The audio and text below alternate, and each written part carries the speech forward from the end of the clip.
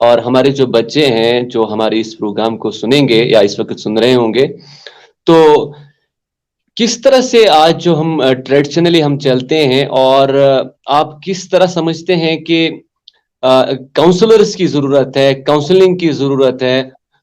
यहाँ पे जो बच्चों को 10th के बाद, 12th के बाद उन्हें सही तरह से जो है काउंसलिंग होनी चाहिए। ताकि वो जैसे आपने कहा कि भेड़-चाल का वो तरीका इख्तियार ना हो, बल्कि बच्चे जो हैं तरजीहात को देखें और अपनी इंडिविजुअल कैपेसिटी को देखें। और सही। इस चीज़ में किनका किनका क्या रोल है और किस तरह से आप सजेस्ट करेंगे, खासकर जो हालिया महीनों के अंदर जो 10th के रिजल्ट्स आए हैं, 12th के रिजल्ट्स आए हैं। अब हमारे बच्चे जो हैं, तो इसमें अक्सर बच्चे जो हैं कन्फ्यूजन के शिकार रहते हैं। ऑल्दो कि हमारे यहाँ बहुत सारे बच्चे हैं, जिनके पेरेंट्स उनके काउंसलर्स बनते हैं या उनके दाएँ-बाएँ में होते हैं, लेकिन अक्सर जो हमारे बच्चे हैं, तो रिवायती तर्ज पर चल के तो उन्हें बहरहाल फिर मुश्किलात का सामना रहता है। तो इससे बचने के लिए आप चूँकि आपका एक अब तजुर्बा है, आप मैदान में हैं और आपने माशाअल्लाह जो है आप एडमिनिस्ट्रेटिव सर्विस के अंदर भी हैं, आप इन चीज़ों को आप गहराई से देख रहे हैं मुख्तलिफ डिपार्टमेंट्स में। जी।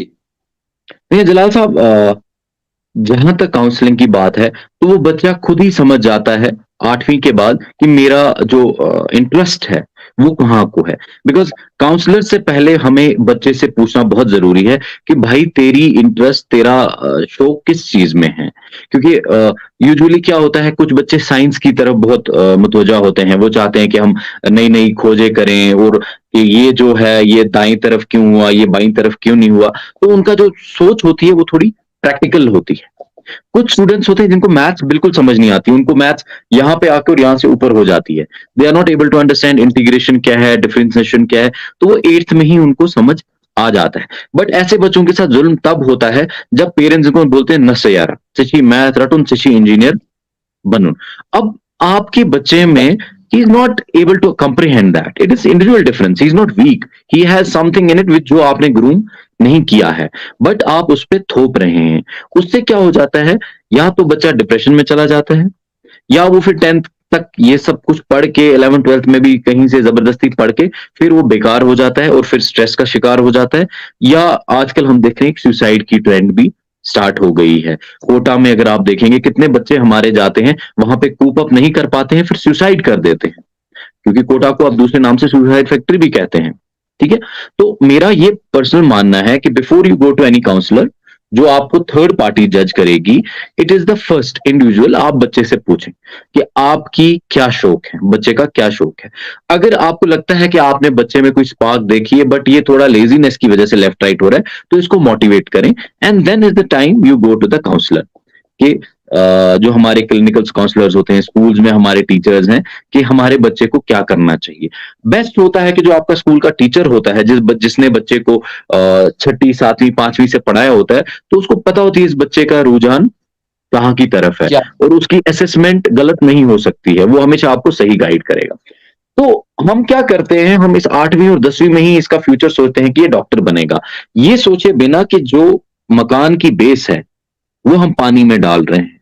अब आप सोचें, आप मकान को खेत में लगाएंगे जहां पानी है, तो फिर आप एक्सपेक्ट करेंगे कि मकान की दीवार पे रंग लगा रहे, वो पॉसिबल नहीं है, क्योंकि नहीं। पानी सीप इन हो जाएगा और वो रंग उड़ जाएगा। तो ऐसे ही इस बच्चे की जो हम नींव डालते हैं कि इसको हम डॉक्टर बनाएंगे, जबकि ये इंजीनियर बनना चाहता है, या ये टीचर बनना चाहता है, या ये प्रोफेसर बनना चाहता है, या ये एस्ट्रोनॉट बनना चाहता है, या ये मॉडलिंग में जाना चाहता है, या ये सिंगिंग में जाना चाहता है, या ये ऑटोमोबाइल इंजीनियरिंग में जाना चाहता है। There is a vast arena. Kashmir, Jammu Kashmir में खसूसन मैंने देखा है, हम लोग स्टक हो गए हैं एमबीबीएस और इंजीनियरिंग में।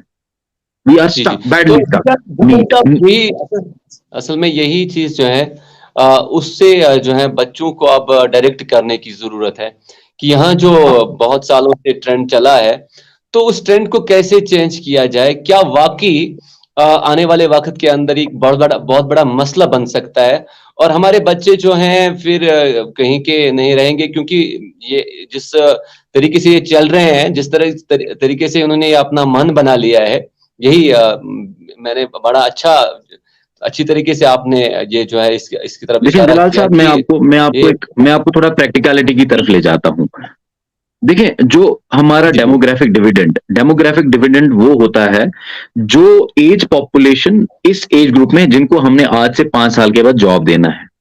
हमारी कंट्री इंडिया जी, और जी, हमारे कश्मीर का जो डेमोग्राफिक डिविडेंड है, 19 साल से 35 साल की उम्र वो सबसे ज़्यादा बड़ा ग्राफ है। ठीक है? तो इस बिल्कुल। ग्राफ को मद्देनज़र रखते हुए हमें ये देखना है कि कॉम्पिटिशन लेवल कहाँ जा रहा है।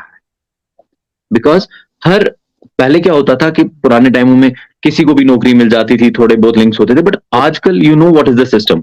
Everything is accountability is there, transparency is there and most important competition is there.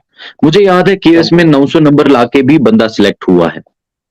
जो पुराने केस थे, मगर उस टाइम कॉम्पिटिशन लेवल उतनी ही थी, तो 900 बहुत ज़्यादा होता था। बट मेरे टाइम में जब हम सिलेक्ट हुए हैं, तो 1300 वाला भी ड्रॉप हो गया है।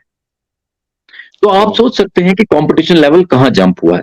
और जो हम सिलेक्ट हुए हैं, जो हमारा बैच है, हमारे में जो रैंक्स का डिफरेंस है, जैसे मेरा रैंक 39 है और जो मेरे से आगे 38 है, आप बिलीव करेंगे हमारा स्कोर का कितना डिफरेंस है? उसके 1340.30 है और मेरे 1340.70 है। तो पॉइंट अच्छा, 30 की डिफरेंस से हमारी रैंक आगे पीछे है। तो दिस इज द ये लेवल ऑफ सूरत-ए कंपटीशन। ये सूरत हाल है, आपको अंडरस्टैंड करना पड़ेगा कि जो हमारा सिचुएशन है, because why are we studying, why are we getting education, तो sir tomorrow there is a goal कि आप कहीं अपने आप को एडजस्ट कर सकें, आप बिजनेस स्टार्ट कर सकें, आप कहीं जॉब कर सकें, आप इंडस्ट्री प्लांट कर सकें। There is lot of opportunities in entrepreneurship, there is lot of opportunities, government is giving lot of schemes are there. हमारे इंडस्ट्रीज में सब्सिडीज हैं, हमारे जो यूथ वाले डिपार्टमेंट्स हैं उनमें स्कीम्स हैं फॉर द एंटरप्रेन्योरशिप। तो मसला यहीं पर है। देखिए ना, मैंने आपसे फिर वही बात कहूंगा कि जो मकान की नींव है, अगर वो अच्छी नहीं पड़ेगी, तो जो मकान बनेगा वो कल मजबूत नहीं रहेगा। तो इस बच्चे की जो नींव होती है वो 10वीं क्लास में पड़ जाती है, जहां हम इसको मेडिकल, नॉन मेडिकल, आर्ट्स और कॉमर्स में फोर्स करते हैं। तो we need to understand that we don't have to force him. अगर वो कॉमर्स लेना चाहता है, ठीक है, तो let him take his commerce, because commerce एक ऐसी फील्ड है, यूजुअली हमारे यहाँ कॉमर्स और आर्ट्स को बहुत नीचा देखा जाता है। I don't know why, but every field is equal, know field is down. अब मैं मेडिकल नॉन मेडिकल पे बोलूंगा नहीं, बिकॉज एवरीबडी नोज इट। मैं आपको कॉमर्स पे बताऊंगा। There is my friend, he took commerce, I had a medical, he took commerce and commerce लेने के बाद उसने बीबीए किया, बीबीए के बाद उसने एमबीए किया स्कॉलरशिप पे from the very one of the finest universities, and right now his package is more than what I earn. He earns 14 lakh a month.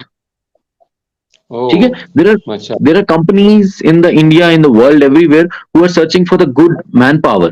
जो सुंदर पिचाई है, who's the CEO of Google, who's he? He's an Indian like us. But what he did, he took a different step. He took his commerce, then he did his BBA, then he did his MBA, and he's the CEO of one of the finest, तो largest companies.